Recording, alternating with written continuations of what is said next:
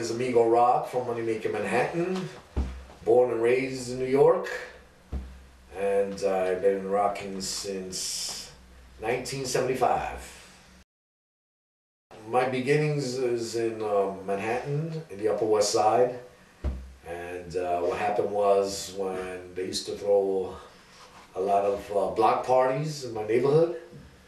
And I was a little kid and I used to see my older cousins and uncles dance and I wanted to be like them. So I used to copy the way they used to dance. But when I started in '75, I was only 10 years old. And they didn't want me dancing in the cyphers with them. They used to always push me out and say, "Get the hell out of the way, little man." And I used to get really, really mad, and that's what really made me want to rock even more. The more they would say no, the more I wanted to do it. I joined the Sure Shot crew, boys crew in 1979 when I was in high school, my first year of high school. There was a guy in there called Kid Terrific, that he was the prez, one of the prez of a B-boy, and he heard that I knew how to dance. He couldn't believe it because I was so young, but he saw my skills and he asked me to be down with them. And there was another guy called Chief. He was from Brooklyn and I battled him in my schoolyard. And he liked my skills as well, so between both of them, they decided to put me down. Along with Kid Galaxy and Kid Galaxy, Marky Mark, Sundance, and Amigo Rock. So how long did you dance together, like a crew? Well, we ended up dancing together like all the way up to 1982. 82, because in 83, no, I think it was 83, because in 83 was when I went to college, and that's when I stopped. And a lot of them were older, they had kids, so you know, it just broke up. And Amigo Rock, when the crew broke up, he ended up going into Electric Boogie. Yeah, well, Manhattan style was mostly freestyling and burns, and they had drops. They used to do drops, but not jerks. Jerks came from Brooklyn for sure. But you took the jerks, yeah? And, yeah, the reason why I got the jerks was because I have family in Brooklyn that were doing it, and I was copying them, and I was like one of the only guys in Manhattan that was doing jerks from what I got from Brooklyn. Me and some other guys from my neighborhood, they used to do jerks because they have family in Brooklyn too, and so we were like competing on who learned better. The Brooklyn jerk. Yeah, because back in the days nobody teach you. You got to just do what you learn from what you saw. I used to do what I saw. That's the way I learned. I just did what I saw, and I used to add my own. What I didn't know, I just to add whatever I could to, you know, if I couldn't do the step exactly the way it was, I used to add my own steps to it just to freaking complete it. You know, and then some people liked what I added. They're like, "Wow, we never saw the jerk like that." I used to get compliments for it, but it was because nobody really taught me. I was just improvising and making steps for my own.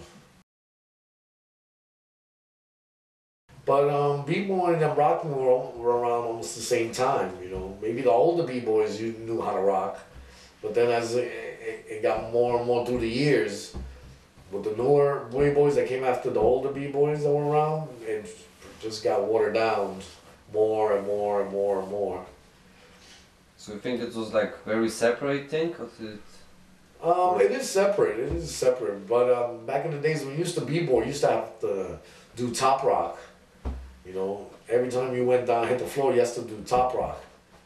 But then when B-boying stopped making top rock and footwork part of it, and they got more into power moves, that's when I think it started separating more from the rocking, you know, because of the power moves. All they would do is just hit the floor and do power moves. No top rock, no fucking flavor, just straight power. That's when it started separating. You're also a b-boy, yeah? Yeah, I started rocking first, and then I b-boyed because it was so new, it was so fresh. I wanted to learn that as well. The first b-boy I ever saw was Frosty Freeze. I used to live on 74 West 92nd Street, and I lived on the 20th floor. I was coming down one day from the elevator door up, and who I saw was Frosty Freeze with three other of his friends, black guys, Jack Steele and Melvin and Calvin. And I told him I wanted to learn that, and I said, sure, just you know, come downstairs every day. Because they used to go inside the building because the building had nice wax floor. So it was easy to do those back spins and ass spins and stuff like that. So that's why we used to practice inside the building, because of the wax floor. It was nice and shiny. So Frosty Freeze was a crazy guy, yeah? Yeah, he was very athletic, and his dance style. He used to have a lot of freezes. That's why they used to call him Frosty Freeze. He could kill you just with freezes, footwork and freezes. He really didn't need power. He had a lot of flavor. The Lincoln Center battle? Well, that was a battle that happened in 1981, and a couple of the years leading up to Lincoln Center battle, we used to go, Sure Shot Boys used to go rock steady to battle Dynamic in Queens in a place called Skate Key, USA. And we used to go there and we used to battle them all the time. So when the time came for Dynamic to battle Rocksteady in Lincoln Center, they knew how me and Amigo rocked, so they asked us to do the rock part for them against George and Pierre from Dynamic. And it was a really, really good battle, one of the best battles I ever seen, man. When two sides are going at it, where every move is better than the other, and the atmosphere was intense, man. I felt that atmosphere, that electricity in a long time, and you were walking there, yeah? Like the whole yeah. What happened was we all met up because the same day that we were gonna battle, we got the outfit, and we all got the outfit. And from 92nd to Lincoln Center is only like 30 blocks. So in those 30 blocks, we walked it, really high, really amped, ready to freaking battle. Everybody was in a good mood. Everybody was happy. Everybody was walking with a lot of enthusiasm, man. And this was amazing. It was like 50 people walking down to the battle, man. Everybody in the streets were getting out of our way. They thought it was a gang fight or something, but it was just us going to battle Dynamic. Yeah, and you start with the rocking. Huh? With the rock, yeah? Yeah, I started with the rocking, and then I got into the b-boy, and then So I got who was into the in this rock battle? In The rocking battle. in the rocking battle was me and my partner Mingo against George, which is Kid Glide's uncle, Glide's brother, and Pierre, which is a friend of theirs, a crew member of theirs from the Amsterdam projects. And we used to battle George and Pierre all the time in USA. It was crazy. So who got the tape from it? There was something like tape? I know, somebody has the tape, man. I don't know. The last thing I heard about it is that Henry Chanfon is trying to raise money so that they could, because it's so old, they're trying to raise money so they could renovate the tape, you know, fix it up. So hopefully in the future we'll see it. What was after the battle? You just went to home, or? Yeah, well, after the battle, you know, everybody was hype, and we started to walk back uptown, talking about the battle, everybody giving props to each other. Yo, that was dope, that was a crazy battle. And we walked up, and then we went up to Rocksteady Park, and we started to hang out there and buy beers and just chill out and fucking dance again. You know, we were celebrating. You know, it was dope. It was really, really dope. Just like... Nah, there was no rock. I never entered a rock contest. Most of the rocking I did was against people in the neighborhood that I knew and people outside the neighborhood that I know. And what it was is that you really only rocked to like 1 or 2 records because it was just a regular party, it was a regular dance. And when that record came on, a nice rock record like Just Begun or Sex Machine or Apache, that's when you were like, yo, you want to get down? And then you just get down and battle. It wasn't like I had a cipher, we had ciphers. It was like the guy I'm battling, his friends behind him, and my guy I'm battling and my friends behind me. You know, everybody else really wasn't that interested. Not like a b-boy. A b-boy, they had ciphers. Yeah, that's what I'm known for, man. I'm very original with making funny burns, man, because it's how you make somebody look really stupid. One guy I battled said, "What are you here to make jokes or you here to rock?" And I used to tell him, "I'm here to do both." They said, "Why, you mad because you can't do it?" Yeah, but yeah, I always like burns like that, original burns like that, and I got most of my burns I got from watching cartoons and karate movies.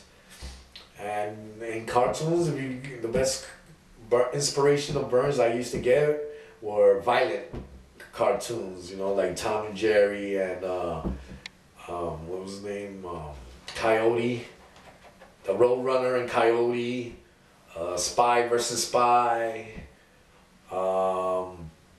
What else was a good one? But Spy versus Spy was one of the best ones for me, man. They were really terrible. Where the guy would take the guy's tongue out, nail it, and then put a bomb down his throat, and then let the tongue go, and then he'll explode. Or you get a hot boiling pot of water, and you kick the pot, and then the water comes, and it burns the guy's feet, and it disappears. You know, crazy. You know, so they were really good. The guy would look down and he has no feet, like, ah! And then all of a sudden he falls down. So those Spy versus Spy were the best, man. When it comes to, for me, for burns, funny burns, Spy versus Spy. But Roadrunner and Coyote was good too, and Tom and Jerry was good too. What about the shit talk before the battle? Oh, the shit talk? Oh, that was just me, man. I just love to fucking get people angry and pissed off, man. I used to love to shit talk. You know, when people used to come up to me, "Oh man, I want to battle you, I want to battle you." I say, "You can't battle me." And he's like, "Why?" "Because I'm too nice." They're like, "You ain't that nice, amigo. You ain't that nice, man." And they would keep on, "Yo, man, come on, man. You scared?" I said, "I'm not scared.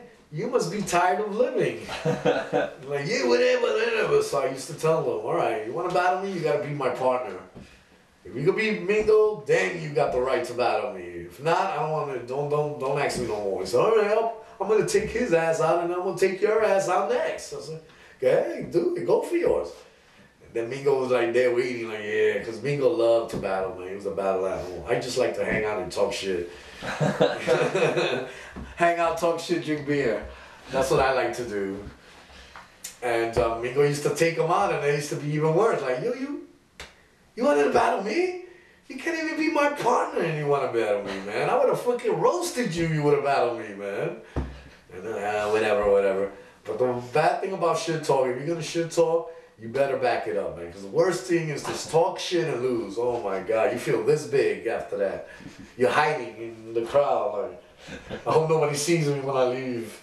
It's so embarrassing, man. So, but shit talking, I mean, you have to know how to do it, you know. When you shit talk, you just have to talk shit. You don't have to be personal, you know. You don't have to talk about the guy's mother, or you don't have to be offensive, talk about the guy's, just, you know, talk shit, but in a respectful kind of way. I know it's hard to explain because some people don't know how to talk shit the right way, you know. They can be very insulting and insult the person, and it turns into a fight, you know. So sometimes the battles, people treat it like very serious, yes? So if you're gonna like burn somebody bad, there was some like, you can get some problems? Oh yeah. Especially, well, what it was is that when me and Mingo were battling people in other neighborhoods, it was, they didn't like it because you were embarrassing them in front of their own peoples. So they, like, you go to their neighborhood, make them look bad in front of their own people, because then what's gonna happen is their people are gonna say, "Ah, you got taken out." And they didn't want to hear that, so they would get mad and want to fight.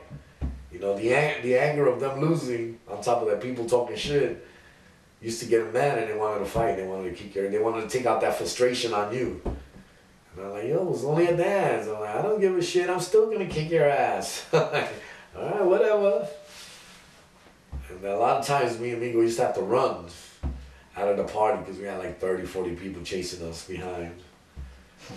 You know, sometimes they called us, sometimes they didn't. So, but it was part of the game. We were crazy. We weren't even thinking. You know, we used to like that challenge. We used to like that rush, like of taking people out and you know, running away after we take them out. So you had to burn them like bad.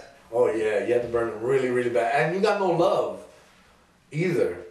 You know, every time they would do a move, you hear scream, yeah. Every time you would do a good move, it was like silence. You know, when I heard the silence, I'm like, I know I did something good. You know, if not, if you were whacked, you whack. But when you used to do nice burns and then you hear the silence, I'm like, oh shit. To me, I used to love that sound. I knew when I heard the silence that I was doing good. I didn't need people backing me up. I didn't care about that. But when I heard the silence and somebody else is doing it, I'm like, we're working it, we working it. Oh, I love it. It's getting really, really good and really big. A lot of talent in Poland right now.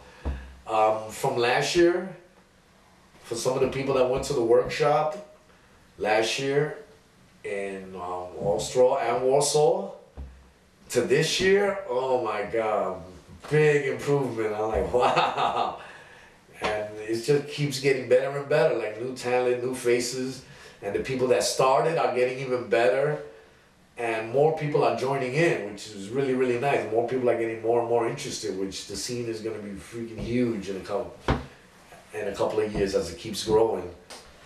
So what do you think we need to improve to get better? Well, probably a little more creative burns, because I mean the talent is there in terms of dancing and doing jerks. The talent is there. These guys dance good. They feel the music and everything. Just a little more creativity in burns, you know, because burns are there's a million burns out there, man. You know, there's a million ways to skin a cat, like they say in the U.S. You know, you just got to be creative. Burns is like the hardest thing, but Poland is, the Polish rockers are doing it right, because they're learning how to dance and how to jerk before they're doing their burns. So it's just a matter of time before they build that part up, you know, because I used to know people that used to have nice burns, but they couldn't dance for shit. So it takes it away. It's like, oh, you got nice burns, but look how you dance. You dance like shit. So it's good that they're learning how to dance, learning how to do jerks, learning how to dance on beat, learning the music before they get into burns. So it's just a matter of time, but it's understandable. They'll once they start mastering their technique, they're gonna want to learn how to do burns, you know.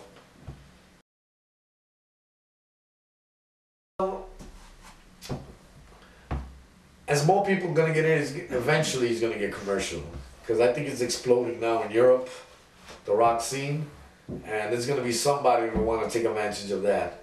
But I prefer it to stay underground, you know. Stay underground. That way, you know, you keep that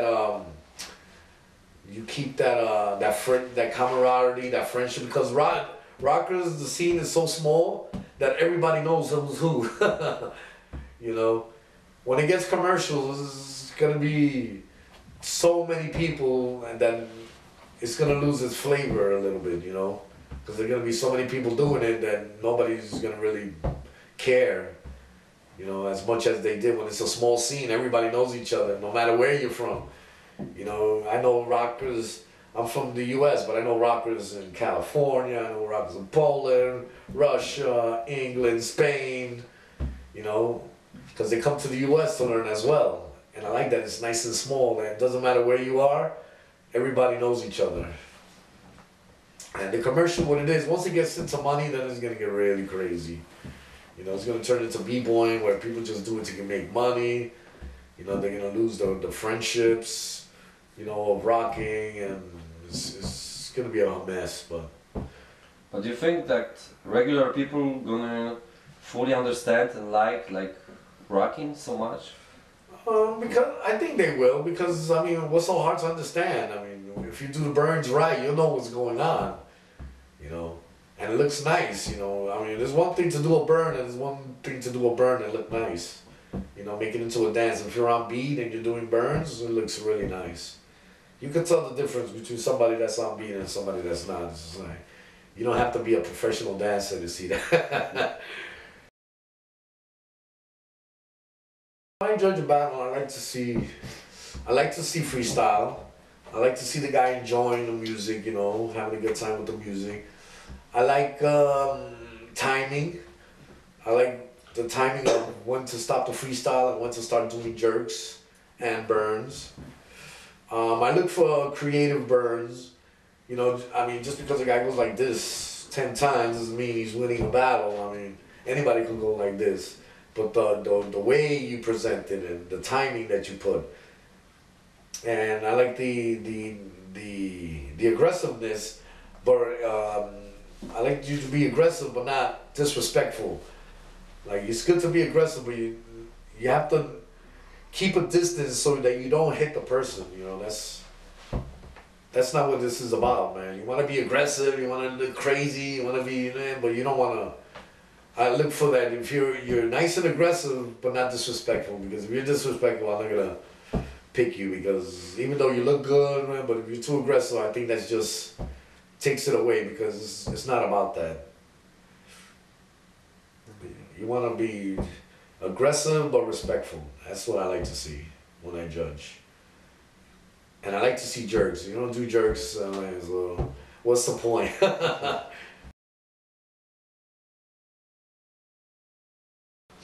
Well, old school rocking was a little more serious, because back in the days nobody liked to freaking lose, you know. And old school rockers, there was a lot more, so there was a lot more rockers out there, you know, and there was a lot of more people into the scene. But now that it's growing, the new school people are starting to, you know, they're starting to catch up again.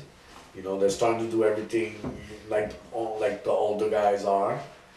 They're starting to feel the beat, which that's what the older rockers had over the younger ones. They just weren't on beat, you know, with the timing and everything, but they're catching up to that as well. And the burns, they're still, you know, a little behind on the burns, but they're catching up on that also. I've seen a lot of creative burns going on out there, which is good to see. But it's only a matter of time, man. They're gonna be up there as well soon. Very, very soon at a theater near you.